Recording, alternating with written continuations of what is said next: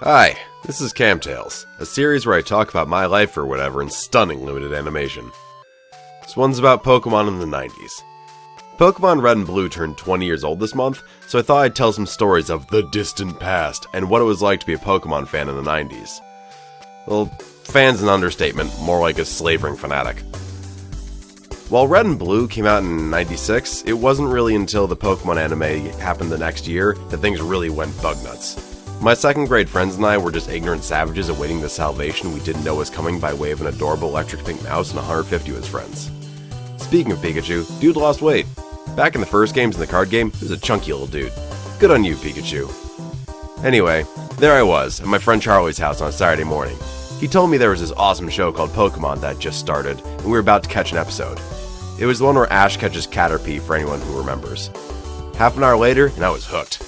That week when I went to school, tons of kids in the playground had their Game Boys out with one of two games, Pokemon Red or Pokemon Blue.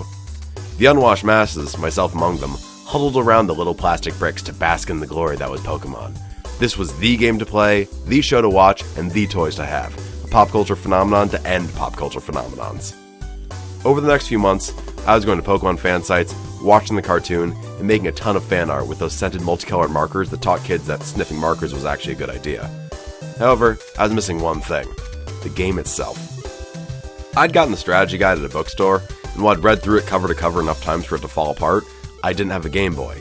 When I asked, begged my parents for one, they said no, as they figured I'd end up playing too many video games. Well, joke's on them! Defeated, I looked for another option. Over the next few weeks, I discovered emulators. I could play Pokemon on my dad's computer! I found all these different options in shady back alley sites that probably loaded my dad's computer with viruses and malware and such.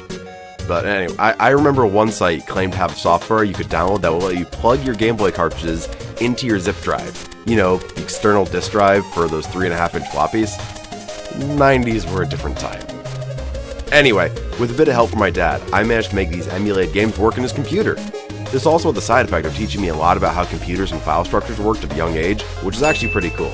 Anyway, it was Pokemon time, baby cakes!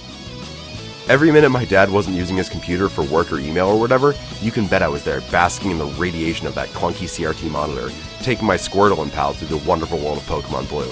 I was abusing save states, game sharking my way to getting all those red version Pokemon I couldn't get, and duplicating items with Masingo. It was the best.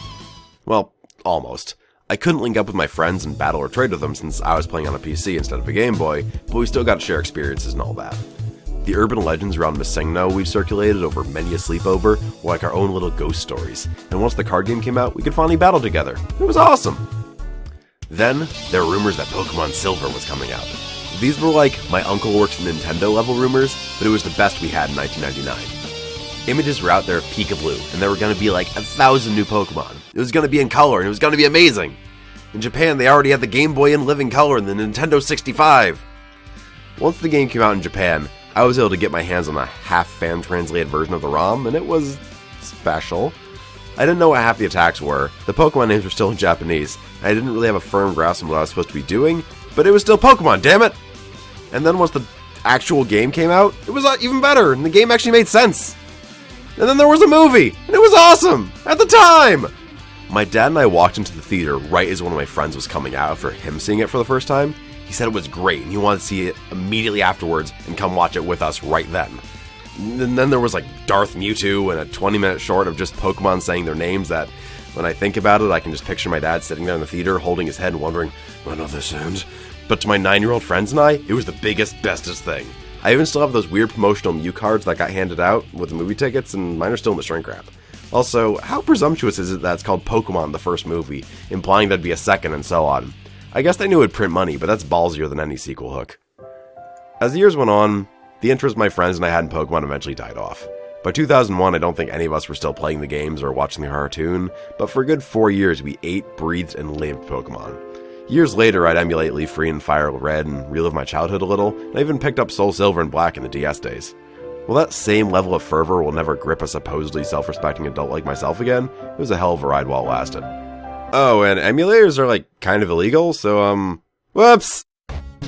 Hey, thanks for watching the first episode of Camtales. They're kind of an experiment, but I want to see if people like these. I want to try to put something out a little more often than my regular cartoons, and this seems like it could fit the bill.